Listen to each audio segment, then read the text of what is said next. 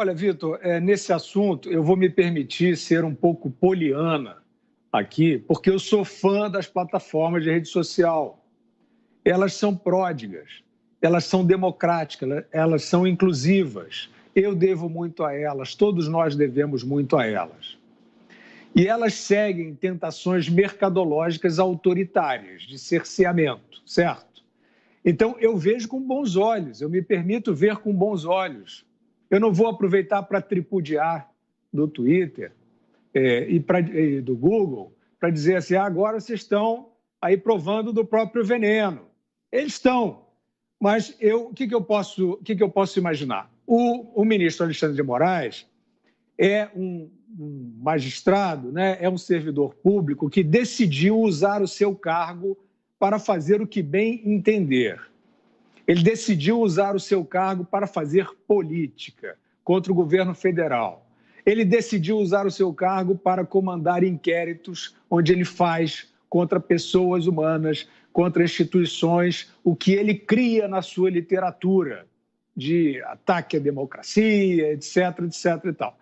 Então, eu não tenho muito o que esperar desse tipo de conduta no Poder Judiciário brasileiro, ainda mais na Suprema Corte, que está agindo como a gente sabe que está agindo. Acabamos de ver o Ricardo Lewandowski, né, nessa decisão absolutamente irresponsável, que vai lá o Tribunal de Justiça, né, não se referindo a adolescentes, mas se referindo a adultos, né, que são funcionários do Tribunal de Justiça, ele vai lá e impõe um passaporte.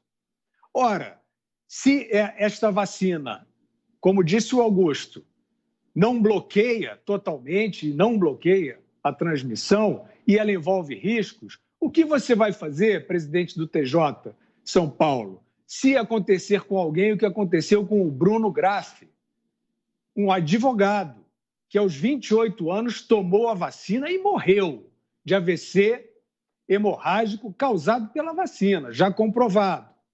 A mãe do Bruno, dilacerada, tomou essa providência, pediu análises clínicas na Espanha e comprovou. Então, mesmo que isso tudo esteja em estudo, como é que você, presidente do TJ São Paulo, vai reagir diante de um funcionário que tenha a infelicidade que teve o Bruno Graff, né? Então, voltando às plataformas de rede social, eu tenho procurado, neste assunto que é tão sensível, tão delicado e tão cheio de dúvidas, as quais eu jamais deixei de reverenciar, são dúvidas.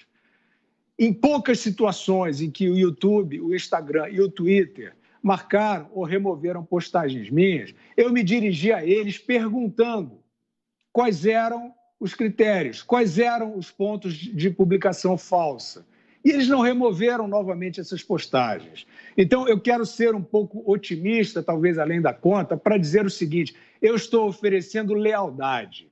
Eu acho que essas redes são pródigas, elas são importantes. Devemos a elas muito como é que eu vou dizer, de um renascimento democrático, de opinião pública, no momento em que a grande imprensa faliu, desistiu de noticiar, não vê povo na rua. Então, parabéns às redes que estranham e ressalvam essas decisões, sim, exorbitantes, vindas do STF, e a gente espera que esse ambiente se despolua nessa direção.